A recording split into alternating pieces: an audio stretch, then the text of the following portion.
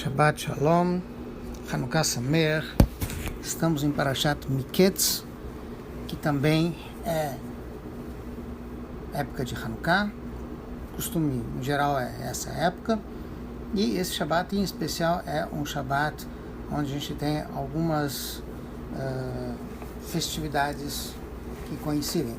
No caso do Shabbat, também vai ser o primeiro de Rosh Chodesh, também é Hanukkah, enfim, vai se tirar 3 Sefer Torah, é uma ocasião especial. Baruch Hashem, é um Shabbat muito especial. Na Sikha do Rebbe de Tafshin Nun Beit, quando o Rebbe fala sobre Hanukkah, ele conecta a Parashat Miketz com o conceito de Hanukkah da seguinte forma. Hanukkah tem uma característica especial. Entre as várias diferenças que tem entre os Hagim, todos eles que a gente tem, Pesach, Shavuot, Sukkot, Purim, enfim, existem aqueles que são Hagim da Torá, aqueles que são Hagim de Rabbanan, de Chachamim. Os Hagim da Torá, obviamente, é Sukkot, com Simchat Torah, com Shmini Atzeret, enfim, Pesach, Shavuot, Rosh Hashanah, Kippur, enfim, e os Hagim que foram instituídos por os nossos Chachamim posteriormente são Purim e Hanukkah, basicamente. Muito bem. Um ponto em comum que todos os Hagim têm, uma característica de todos eles, é que por serem Hagim, época de comemoração, eles envolvem uma refeição, uma seudá, que é uma seudat mitzvah, a refeição especial do Hag. Especialmente os Hagim da Torá, é uma mitzvah a gente se alegrar nesses Hagim, besamarta bechagecha, com alimentos, com uma refeição caprichada, enfim. Curiosamente, Hanukkah é uma espécie de exceção. Explico. Até mesmo Purim, que é um Hag, uma comemoração posterior à Torá, no sentido de uma comemoração de Rabbanan, de Chachamim. Purim também existe a mitzvah de Mishteh V'Simcha, de fazer uma refeição com pão, com vinho, enfim, uma refeição especial de Purim. Já em Hanukkah, nós encontramos claramente na Torá, na Halachá, que em Hanukkah não é obrigatório fazer uma refeição. O que sim se faz em Hanukkah é Roda'ah e Shevach, a gente agradece a Hashem, a gente fala Alanissim, tanto na Amidah, quanto eventualmente quando faz Birkat Hamazon, mas não existe uma obrigatoriedade de fazer uma seudá, uma refeição com pão. O Rebbe analisa essa questão de seudá do seguinte ponto de vista. Primeiro, tem uma explicação lógica. De modo geral, os Hagim, vamos pegar como exemplo Purim e Hanukkah, a diferença entre Purim e Hanukkah. Em Purim, houve uma gzerá, um decreto contra a Israel, contra o povo de Israel, fisicamente. Haman, Chas Shalom, queria exterminar fisicamente o povo de Israel. Já em Hanukkah, não houve uma ameaça física. Sim, houve agressão, mas a ameaça maior era contra a Torá. O objetivo maior dos helenistas, dos gregos, enfim, daqueles que estavam contra a gente, era eliminar a santidade da Torá. Como está escrito em vários lugares, a gente encontra isso inclusive no Alanissim, que a gente fala que o objetivo deles era Lashkicham Toratecha, fazer o objetivo dos helenistas, dos gregos, de Antíochos, o rei naquela época, o rei helenista, era fazer com que a gente esquecesse a Torá e deixasse de cumprir as mitzvot de Hashem. E lá a ênfase é de que as mitzvot são de Hashem, e a Torá é a sabedoria de Hashem. E eles não eram contra sabedoria, nem eram contra folclore, nem eram contra a tradição, eles eram contra a ideia de Hashem, de um Deus único, invisível que exista. Isso eles não suportavam, não aguentavam, ia contra a lógica, por isso que eles não aceitavam. Então o decreto, os problemas, o sofrimento que houve na época de Hanukkah foi espiritual. Eles queriam acabar com o lado espiritual de Am Israel.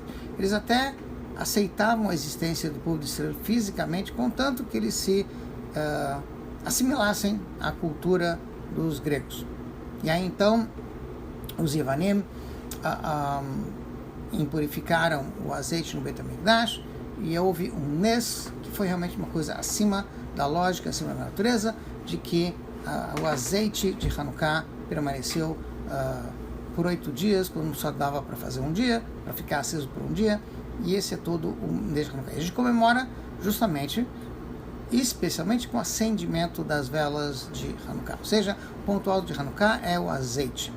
O azeite é a comemoração de Hanukkah, é assim que se acende as velas. Obviamente, pode-se acender as velas com vela também, mas é uma mitzvah mais caprichada, acender a vela de Hanukkah com azeite, e mesmo quem acende com vela é para lembrar o milagre do azeite. Não só isso, que até os costumes de alimentos que a gente tem, ou seja, o costume judaico que tem de comer sufganiot, sonhos, e de comer latkes, que são frituras de batata, frituras de massa, todos eles são ligados com frituras, no sentido de que são alimentos que lembram o azeite. Então o azeite é o ponto alto de Hanukkah,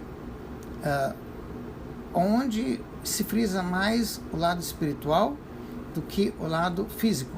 O milagre foi um milagre da Torá, da sabedoria da Torá sobre a sabedoria da Grécia, sabedoria grega, helenista. E o Rebbe, então, nos traz uma novidade de que existem basicamente 4 níveis de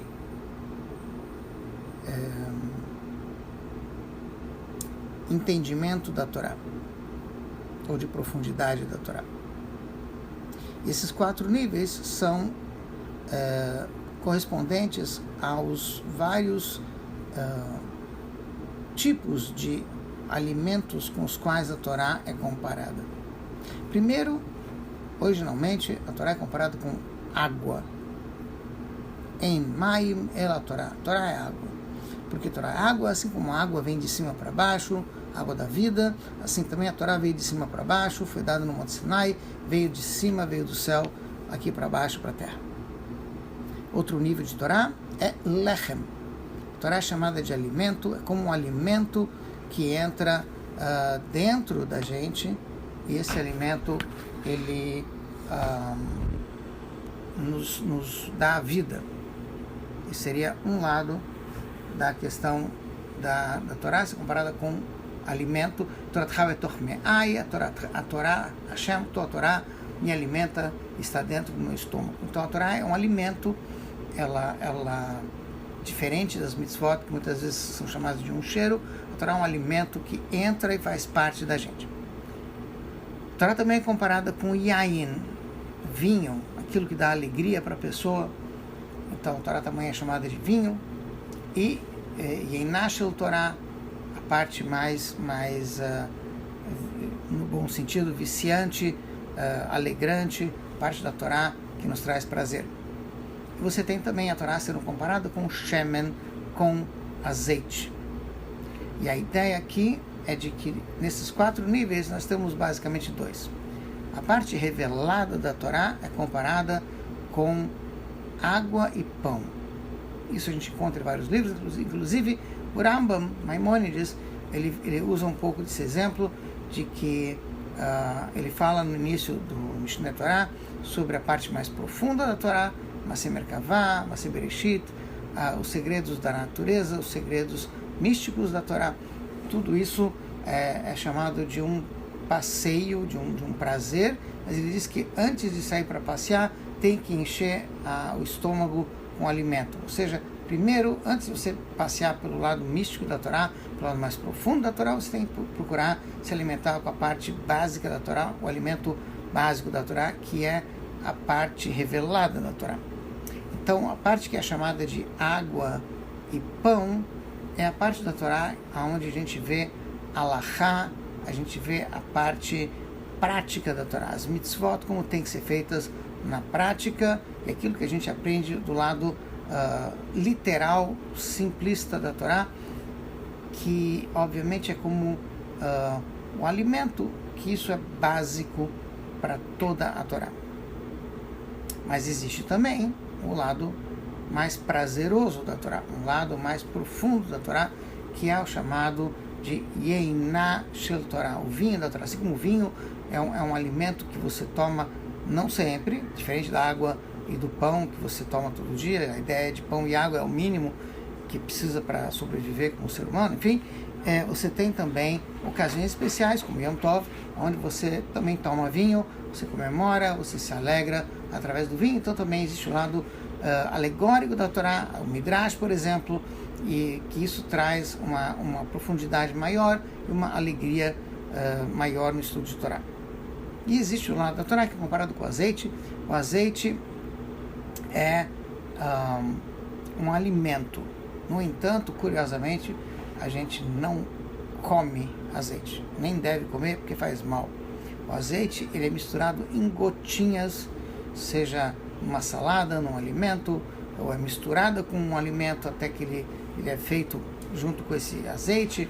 Às vezes ele é usado para fritura, enfim, mas a ideia é de que se usa um pouco de azeite misturado com outros alimentos, não sozinho. E aí sim ele dá um gosto especial, ele traz à tona um gosto especial nesse alimento. E a ideia é de que existe o lado mais profundo da Torá, que é o lado da Hassidut. A Hassidut em si é algo que não foi revelado de uma vez, foi revelado aos pouquinhos, e ele é misturado, ele deve ser estudado junto com a parte revelada da Torá. Interessante. Por que junto? Então a gente agora vai para um episódio que está relacionado com o período de Hanukkah. Hanukkah aconteceu na época do segundo Beit HaMikdash. Na época do segundo Beit HaMikdash também aconteceu um outro desenvolvimento curioso, que foi a tradução da Torá para o grego, a Septuaginta, que foi um episódio que aconteceu por ordem do rei Ptolomeu Filadelfo, do Egito. Esse rei quis que a Torá fosse traduzida, e de acordo com uma das explicações que se encontra na Gemara e no Midrash, ele reuniu 72 sábios em 72 cubículos diferentes, deu para eles a tarefa de traduzir a Torá, e esses sábios fizeram essa tradução de forma milagrosa. Todos eles traduziram a Torá exatamente igual em grego, e fizeram 15 alterações específicas, todos eles iguais, milagrosamente, todos eles fizeram as mesmas 15 alterações, e isso foi um grande milagre. Por um lado, inclusive na Halachá está escrito que a Torá só poderia realmente ser traduzida de forma mais perfeita para o grego. Ele é uma língua que comporta esse tipo de tradução. Inclusive, Chachamim trouxeram a prova da Torá que existe, já havia a possibilidade, já estava prevista a ideia de que a Torá eventualmente iria ser traduzida em grego. Por quê? Porque está escrito em relação aos filhos de Noah: Yaft Elokim leyefet uishkon beohalei Shem. Deus há de trazer beleza para Yefet. Yefet vai estar presente na tenda de Shem. E sobre isso, Chachamim explicam várias coisas. Uma delas é que os descendentes de Yefet vão ter alguma relação com Shem, com o templo, vão estar presentes no templo de Shem. Uma explicação é de que o segundo Beit HaMikdash foi construído com permissão dos reis persas. Os persas também são descendentes de Yefet. Curiosamente, os gregos também são descendentes de Yefet, apesar de que os gregos e os persas sempre foram inimigos, mas enfim, eles ambos são descendentes de Yefet. E aí então explicam Chachamim que por isso a Torá foi permitido que a Torá fosse traduzida em grego, porque grego é a cultura de Yefet, e já estava previsto que Yefet estaria presente na tenda de Shem, ou seja, o estudo do Torá poderia ser feito através da tradução da Torá para o grego. Por outro lado, está escrito que quando traduziram a Torá para o grego, o dia foi um dia terrível, como o dia que se fez o bezerro de ouro. E o Rebbe faz questão de distinguir que a Torá, que o Chachamim não comparam isso com o dia que fizeram o pecado do bezerro de ouro, porque afinal de contas a tradução da Torá para o grego aproximou, trouxe o grego, trouxe a Torá para os povos do mundo, mas especificamente para aqueles Yodim que só conseguiam falar grego, que aconteceu na época do segundo Beit, havia já Yodim nessa situação. E a própria Torá, a gente encontra que ela foi traduzida em 70 línguas na época de Moshe Rabbeinu, enfim, sem entrar agora em todos os detalhes, mas a ideia é que, por que foi um dia tão ruim? Porque a Torá não foi traduzida porque os Yehudim queriam espalhar a Torá, e sim porque um rei grego, um rei helenista, Ptolomeu Filadelfo, quis que a Torá fosse traduzida, e infelizmente não com boas intenções. O objetivo dele aparentemente era mostrar contradições dentro da Torá, mostrar que a Torá não era divina, e o milagre foi que justamente apesar da intenção não ser muito boa, eles milagrosamente traduziram a Torá de forma igual e ninguém pôde dizer que havia distorções na Torá, enfim. Mas continua sendo possível que a Torá possa ser distorcida, ou seja, esse era um medo. E por isso que Chachamim dizem que isso é como o dia que fizeram o bezerro de ouro. Não o dia como idolatraram o bezerro de ouro, porque o dia que fizeram o bezerro de ouro foi um dia antes do dia que idolatraram. Ou seja, dava margem a algo ruim. Em si não era algo ruim, mas podia dar margem a algo ruim, que seria a distorção da Torá, uma vez que vai cair na mão de Goyim, eles podem eventualmente distorcer o conteúdo e o sentido da Torá para coisas erradas, para outras coisas que não são aquilo que Hashem quer. Foi o que aconteceu em Hanukkah. Eles pegaram o azeite, pegaram esse lado mais profundo da Torá, que eles queriam impurificar, e o milagre foi que conseguiu se achar um azeite puro, e ele brilhou por 8 dias. O número 8 é aquele que está acima da natureza, no sentido que ele está acima do ciclo natural, que é aquilo que os gregos não aceitavam. Eles não aceitavam aquilo que era dentro da natureza, e a Torá veio e mostrou que não. Há um milagre, algo que está acima da natureza. Hashem está acima da natureza. A Torá é a sabedoria de Hashem que está acima da natureza. Durante muito tempo, durante muitos séculos, a parte que é chamada de Razin de Razin, o lado mais profundo da Torá, que é Hassidut, era apenas acessível por pouquíssimas pessoas, e só podia ser acessível quando se misturava um pouco com a parte revelada da Torá. E realmente isso é o ideal, porque a parte revelada da Torá não acabe caindo na mão dos gregos, vamos chamar assim, sendo distorcida. É preciso que junto com ela se estude a Hassidut. Agora, hoje em dia, nos tempos de hoje, que a gente está depois de Utet Kislev, quando a revelação da Hassidut é uma coisa maior. Por quê? Porque a escuridão agora é maior, então você precisa de uma luz maior para iluminar toda essa escuridão. Então, hoje em dia, realmente, a Torá precisa ser estudada junto com a Hassidut. Interessante, não só ser estudada quando se mistura um pouquinho, a gente falou que o azeite se mistura um pouco com os alimentos, mas hoje em dia a gente literalmente tem que comer sufganiot, se que eu posso dizer o termo, comer mais azeite. Por quê? Porque a escuridão é cada vez maior, porque a gente está chegando na época de Mashiach está para se revelar, então há uma escuridão maior que surge antes do sol nascer, antes do maior brilho da luz acontecer. Então, hoje em dia, o estudo de Torá envolve uma quantidade maior de Hassidut, uma revelação maior de Hassidut. E como é que a gente vê que hoje em dia há uma divulgação maior, uma revelação maior da Hassidut? Porque hoje em dia, curiosamente, a Hassidut está traduzida em várias línguas, não só o grego, com várias línguas do mundo, de modo que pode-se entender claramente Hassidut em vários idiomas, seja para Yodim e até mesmo não Yodim, o sinal de que a escuridão é maior, por isso a gente precisa de uma divulgação maior da Torá, até dentro do mundo físico, dentro desse outro lado do mundo. Isso está ligado com a Parashá Miketz. O nome da Parashá Miketz, significa fim, e fala, na verdade, de fim do galuto. E a Parashá Miketz fala, entre outras coisas, da ida do povo judeu para o Egito. Isso vai se completar em Parashat Vaigash, quando os irmãos vão ao Egito e se encontram com Yosef. Yosef eventualmente vai se revelar e eventualmente então Yaakov vai ir para o Egito junto com todo mundo.